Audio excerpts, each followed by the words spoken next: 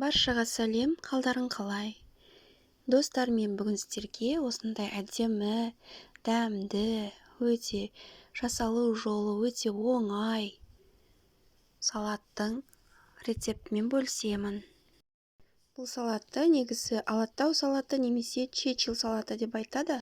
Өте дәмді, өте оңай. Егер сіз менің каналыма тіркелмеген болсаңыз, онда қоңыраушаны басып тіркеліп алыңыз.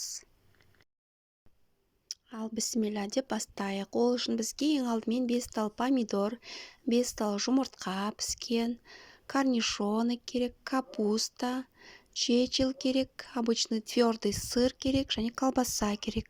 Колбасаның орнына ет қоссаңыздар да болады. Бұл жерде капустаға пекинский капуста жарайды және айсберг капустаны пайдалансаңыздар да болады. Ең алдымен капустамызды турап аламыз, ірілеу етіп. Содан соң шұжығымызды осындай жұқа үшбұрыш етіп турап аламыз. Содан соң жұмыртқамызды үшбұрыш етіп турап, оны да саламыз ыдысымызға. Содан соң твердый сырымызды алып, жұқа үшбұрыш етіп турап, оны да саламыз. Достар, рецепті видеоның астына жазып кететін боламын.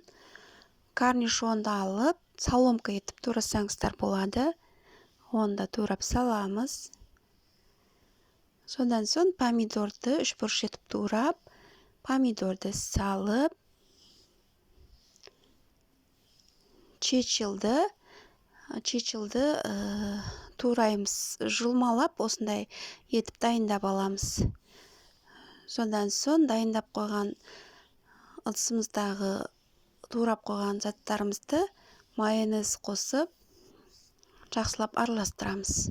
Тұз салудың керегі жоқ, өйткені чечилдің және корнишоныдың кішкене тұздары өзі әдемі дәм береді.